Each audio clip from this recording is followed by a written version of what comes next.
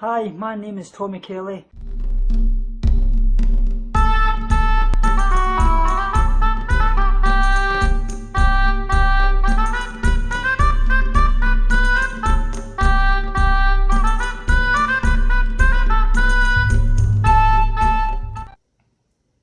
Hi all of Tofu Tommy subscribers, my name's Jessica Australia or Jessica22 here on YouTube, and this is a collaboration video with Tommy that we have decided to do as part of my Liptember kind of thing going on my channel. And we decided to kind of switch channels for a day and really share our story with each other's subscribers, because I think mental illness is a big issue and we should really spread awareness for it. And the thing is that, a lot of people coming to Tommy's channel and a lot of people coming to my channel may be coming specifically because of our specific mental health issues, but not necessarily learning about other ones. So I'm speaking to you today to try to raise awareness for my mental health issues as well.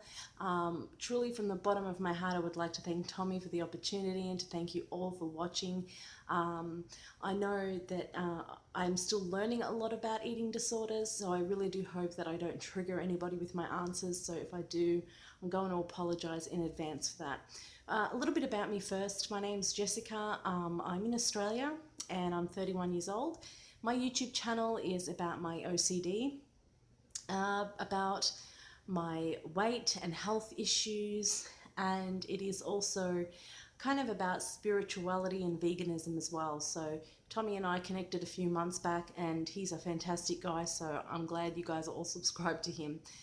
So he's sent me some questions to answer for him about my OCD in the hope that it will raise awareness and help his viewers, yourself, to understand a bit more about my mental health issues. So I'm going to get started because I don't want the video to be too long for you to watch. The first question is, how did your illness begin and how long did it take you to realize you actually had an issue with OCD?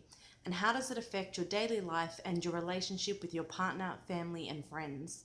So I can really pinpoint the intrusive thoughts that come with OCD back to when I was a child. I can even pinpoint problems with cleanliness that I had as a child as well. I was always very adamant to wash my hands after coming outside from inside. That was a rule that my mum, inside from outside, it was a rule that my mum had, but if I couldn't do it, I did feel like I had to. And I also had little moments, I remember as a child, trying to like clean something. Like if I had this thing when I was about 8 that if I touched my eyebrow I thought that was dirty, so I would kind of put my finger kind of like into my dress like that, if I can do it, and twist it around thinking that that was somehow cleansing me. So yeah, I didn't realize I actually had full-on OCD until I was 16 years old and about April, May, June, July, August, September, about 16 years old and about 5 months when I just started to get really intrusive thoughts. I also had immense guilt for those, and I used to do silly things to trigger myself, and I still don't know why I did that, but I would do things like, put the sleeve of my jumper into the toilet bowl because I knew I couldn't figure out a way to clean it. So I did things really silly like that. And my mum just kind of got fed up one day and took me to the school counselor. And from there I was, sent off to a psychologist and everything like that, and was diagnosed with OCD. It definitely affects my relationships with my family. I've got a few videos on my channel. One of them will be my daddy issues. It really caused a drift between my dad and I for very many years. And for a long time, I couldn't really have a close actual physical relationship with my family. I was always very pushed back. I couldn't hug them or kiss them. And if I did, it caused me severe anxiety. So that did affect my relationships with my family. And as far as my partner, definitely moving in together, it's affected our relationship in the way that he sees everything. He knows everything that goes on and he gets very frustrated with me, understandably. He has to do a lot of the a lot of the work in the house because I can't do those things. So for that reason, it puts a lot of stress on the relationship.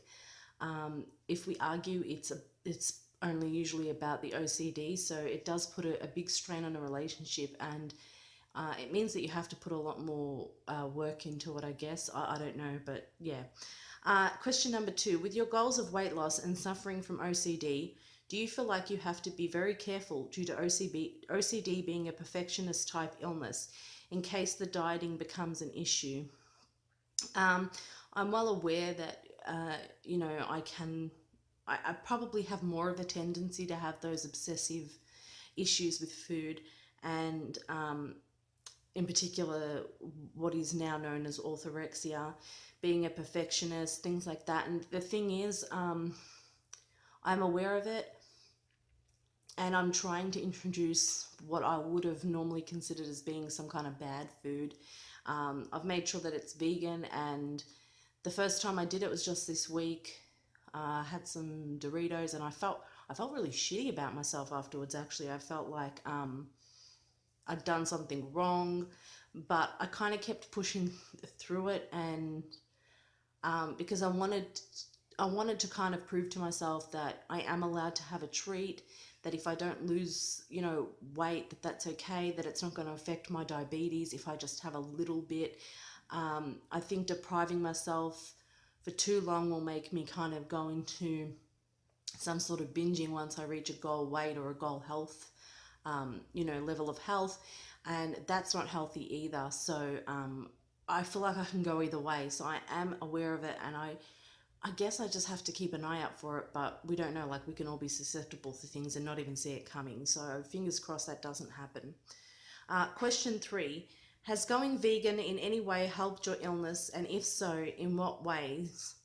As many people say, going vegan takes away from the perfectionism of the illness, as focus is on other animals rather than themselves. So I think going vegan has helped me a little bit in respect to my OCD, intrusive thoughts. I think the anxiety more, because for some reason I remember the first time I took my my OCD pill, and it was all of a sudden like, wow, how are these things not bothering me as much anymore? And it's just like, you can't explain it, but all of a sudden the anxiety is lowered. And I have noticed that since going vegan. And I don't think it's just the food. I think it's the fact that it's healthier, it's healthier for me. As you guys can see, I am actually obese, so losing a bit of weight is actually going to be more beneficial to my body. It's not going to be under so much stress. So I think that it has helped a lot. As far as veganism taking away from the perfectionism of an eating disorder, I'm not 100% familiar with that. I do feel like there's still that kind of perfectionism mentality to me that I have to make sure that something is vegan, and I think I see it firstly from a health perspective, which I need to learn to switch that thinking into the animals, because obviously if I'm tempted by something that isn't necessarily vegan, but could still be considered healthy by some, I will stop myself because of the animals. But I want to have it the other way around. But it's definitely a better feeling to know that you're doing this not only for yourself and for your own life and longevity, because I think this will really help take a lot of stress off my body and help me to, to actually be at a healthy weight. And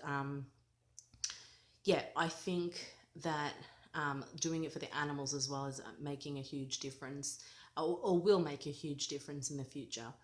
Question number 4 is, have you always been open about your struggles with mental illness like you are now on YouTube? Definitely not. I was diagnosed at 16. I maybe told a couple of people at that point because I was like at the end of my tether. I'd kept it secret for such a long time. Workmates knew I was always the girl with the hand sanitizing gel, but I guess they could see little quirks, but they didn't really know if it went any further than that. So I think a lot of, I had told people along the way, but it was never something that I just openly said out there on the internet. During September one year, I actually came out and said it on Facebook, and it's like since then I was like, I've got this channel that's kind of sitting stagnant, and it was like some crappy beauty channel that I was doing, and I just wanted to use it for something good. I knew a lot of people that I used to watch, particularly in the beauty community, because that was what I was interested in, would mention their OCD. And it would get me so excited. I was like, they're going to share their story, but they never did. So I think it was like my way of saying, I have OCD, but I'm not just going to tell you I have OCD. I'm going to like get into the nitty gritty. And in saying that, you guys can ask me anything. I don't care if it's, if you think it's too intrusive, too inappropriate. I think that asking those questions, the only way you're going to get the answer is to ask them. And what better person to ask than someone who really is inviting you to ask anything. So I definitely wasn't as open as I am now, but I can tell you it's very liberating to open up. It means you have to purge some friends and get rid of some people out of your life, but it also means that you just gain a wonderful group, a supportive group of people, and they understand you for who you are. Question number 5 is, do you think treatment for mental illness is good? Or how could it be improved? And should more education in schools, workplaces, etc. be provided to end stigma and so others can understand and help those suffering? Okay, I think that the mental illness treatments, medications, I'm not going to really comment on because medications can work for some people and not others. But I do think that treatment, as in therapy here in Australia, that's for sure, is really not up to par. Every psychologist that I've been to has such a broad kind of knowledge of all mental illnesses that when you go there, it's as if you're teaching them about yours. And I'm sure many people have found that. I've actually got a video coming out about that this month. And in saying that, I did want to find someone that, had a specific specialty in OCD, either a psychologist or psychiatrist, and there was not one in the state of Victoria for me. So I do think there needs to be a lot of improvement. OCD might not be one of the most popular or common, I should say, mental illnesses in the world or anxiety disorders, but it's one of the most debilitating ones. So I think it's just as important, but it's about that person's choice of where they want to specialize in. I think in workplaces in particular, awareness needs to be raised. I was very afraid to talk about my mental illness at work. I was scared that I was maybe going to be fired for it, or I was scared that I was going to be judged differently for it. And the only time I told people at work about it was the day I handed in my resignation, because I left because of my OCD. So I wanted to say thank you, and I wanted to give them the genuine reason why I was leaving. Schools, absolutely. When I tried to raise awareness in my high school without saying I had OCD, but I mean, it might have been obvious, but I was trying to raise awareness through like my media classes for my photography assignments and things like that. When people found out what my photography assignment was for, they would laugh. And I can't blame them, because they only know OCD as the TV shows that they see and the movies that they see and the way it's depicted in those. And I think real mental illness needs to be talked about on a real level. We need to talk about eating disorders and anxiety and post-traumatic stress disorder and bipolar. All of those things need to be addressed, at least on a broad spectrum, so school-age children know and can kind of, if they're really interested in it, they can go online and learn so much more and actually maybe choose to specialize in some of those things in their adult life. Yeah. So question number 6 is, have you found the online community for mental health a positive experience or not? And what has or hasn't helped you with this? Again, I've got another video this month coming out about this. I don't find online support groups particularly helpful unless I'm in a really positive state of mind where I can go in and cheer other people on and praise them for their their achievements and the things that they've kind of challenged themselves with, and things like that, leave positive affirmations and all that, and sometimes ask for help. But I do find it very triggering walking into it, going online and going into an OCD group and finding people talking about something that they do that is really, making them anxious today. And then it might be something that I don't do that kind of makes me think, well, I need to do that, because it kind of, my OCD will latch onto that. And I do feel that is quite prominent for a lot of mental illnesses or addiction kind of illnesses, like, even someone that has a gambling addiction, it's hard to go to kind of a gambling support group where people talk about what they did to hide their money or something like that. Like, it gives people ideas, and it's the same probably for an eating disorder group. So that definitely hasn't helped me in respect to healing, but you know what? Talking online has helped me so much, and meeting other people that talk on camera, like Tommy himself, Sandcat on YouTube, you know, a lot of people like that that talk about their issues. That makes that really helps it be a positive experience for me, because I don't have what they have, and no one will have what I have, and no one will have what they have. Everyone has their own little kind of specialized issue, but you see yourself in them, and when you see them getting better, you kind of want to jump on board with them and get better too. And it's as if, like, you don't want to fall off the train, you know, you want to keep going with them. And I think that's what keeps me going, and definitely doing this online, it kind of makes you a little bit more like responsible for the words you put out there. And I'm not saying that if I relapsed it would be like I'd be a failure, but I kind of know I inspire people, so that keeps me wanting to go further and wanting to keep doing better with my treatment, and or with my, not, I'm not in treatment, but with, you know, with my improving and everything like that. So I think it's helped, and definitely the comments, people saying that I've helped them as well, and along with that, just people opening up to me in the comments. Like, it's so commendable when someone has the courage to do that. So yeah, I think that part of it has helped me the most. Okay, question number 7. Did people try to prevent you from going vegan because they were worried it would make you more ill?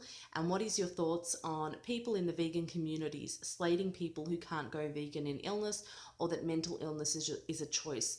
Nobody really stopped me from trying to go vegan. Michael was the only person that knew, and I mentioned it kind of in passing to my mum.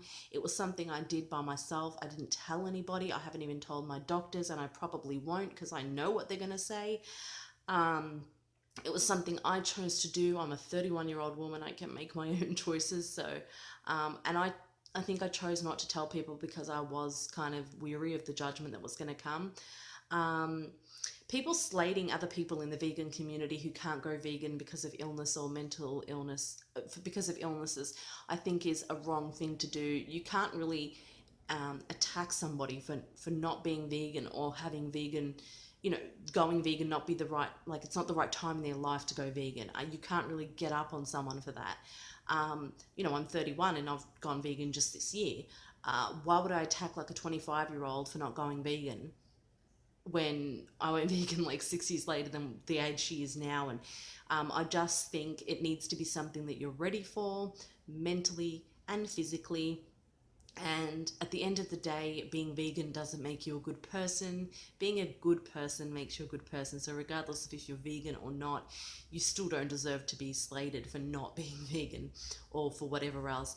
The thought that mental illness is a choice, I've wanted to talk about this a lot on my channel. It is definitely not a choice. I mean, come on. If you had the choice to have, you know, I'm talking to the community that Tommy has, and a lot of you probably watching do have an eating disorder. If you could have the choice to have an eating disorder or not, I can guarantee everybody watching is going to say, oh, I would like to not have one, thanks. So it's just a silly thing to put out there. Mental illness isn't a choice. I guess you could say it's a choice in the moment whether you give in to something or not, but coming from somebody who's had a panic attack and who knows that, like, this thing can just eat at you and eat at you and eat at you, and sometimes for me with my OCD, it's just easy to just let it go for that one time. So I know that it's a choice in the moment, but it's a lot easier to say that than to kind of, you know, put that into practice as well. Question number 8, what are your recovery/mental health goals for the next few months, and where do you want to be by this time next year? I don't have any recovery goals. I'm going to let myself take it as it goes with my, in regards to my OCD. I think that with that, I shouldn't set goals, because I don't know if I'm going to relapse. I don't know if I'm going to have a fantastic few months and everything goes really well. I don't want to put any pressure on myself for that, because if I don't get there, I might get down on myself, and I don't want to do that. In regards to my health, it would be nice to go to the doctor and have him not have a go at me for having high blood sugar, because I am doing the best that I can. It would be nice to go to the doctor and not have high blood sugar and not have him, like, that's the worst part of it, that the first time I went was after 2 months. And I was still transitioning into veganism. I'd lost a bit of weight just naturally from the diabetic medication and just from transitioning to veganism. I was kind of proud of myself for that, and I was proud of the fact that I was treating my body really well, and my sugar was still high, and he had a go at me about it.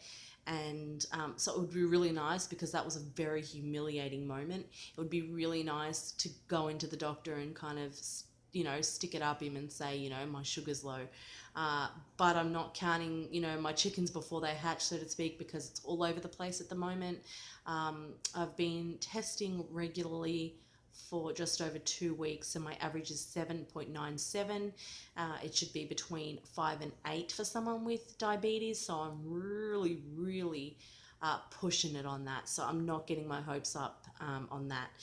Question, so where do I want to be in a few months? Like I said, this time next year, I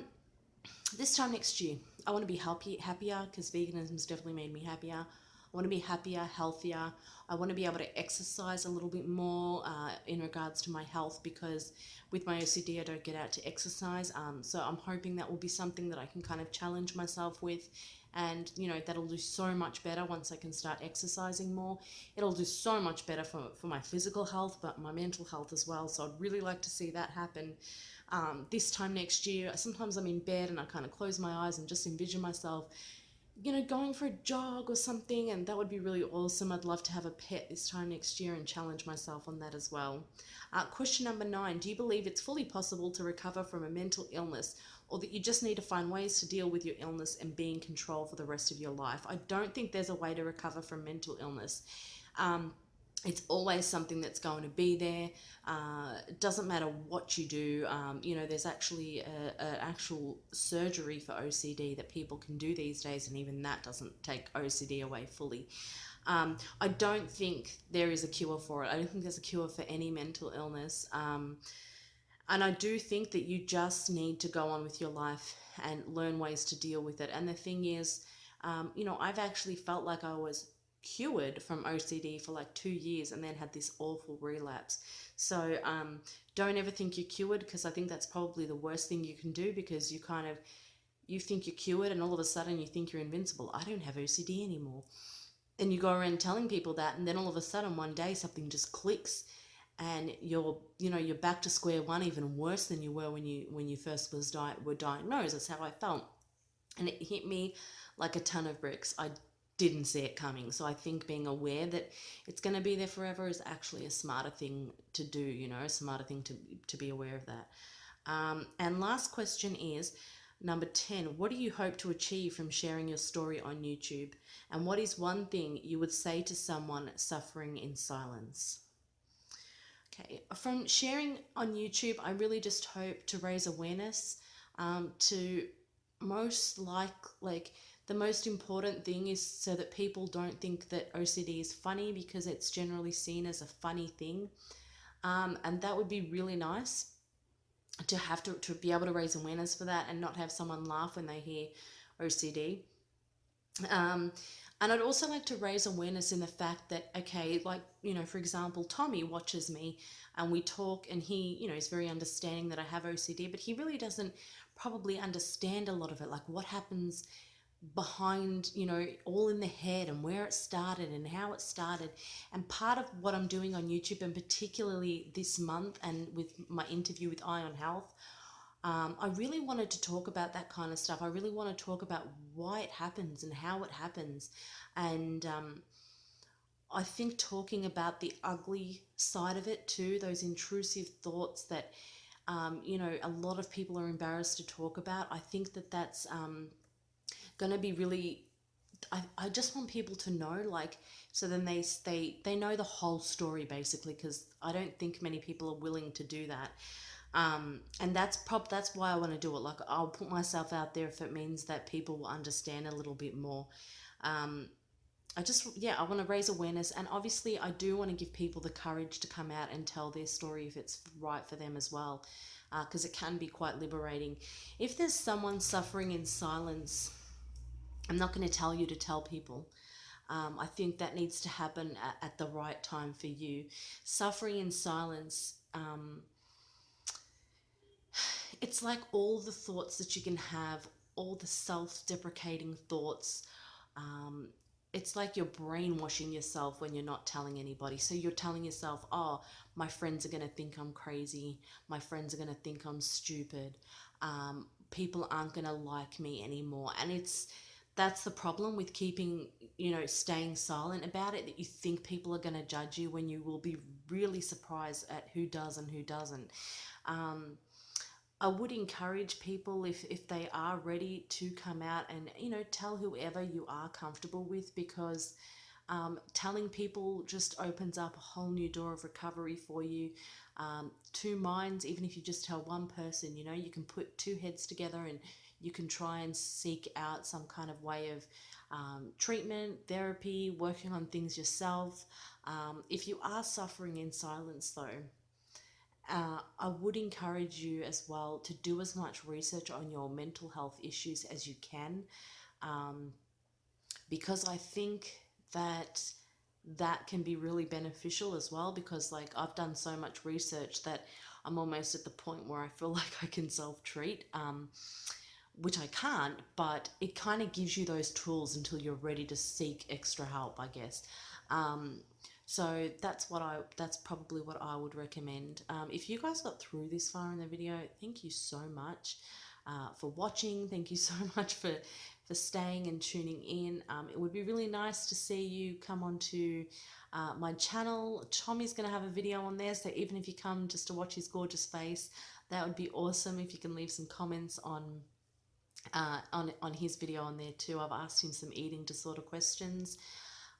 Things I'm curious about, and things I also want my viewers to know, because I'm not sure what they know about eating disorders. And this month for me is really all about raising awareness for mental health issues, all of them, men, women, children, not just for OCD, not just for anxiety, but for all mental illnesses, as much as I can possibly manage. I really just want to thank you all for watching today, for being patient with me, and I hope I taught you something. If you do have any questions, I'm sure Tommy will leave my social media links down below. If you have any questions, please reach out to me on any of those. I will be doing an OCD Q&A this month as well. Honestly, no question is like I said, no question's too inappropriate or anything. Even if it's a sex question, it's fine. Ask away. I really commend someone who has the courage to ask me a question, because I think a lot of people are afraid to do that. It takes a lot more courage to ask the question than to answer it. So please do ask the question if you have the courage.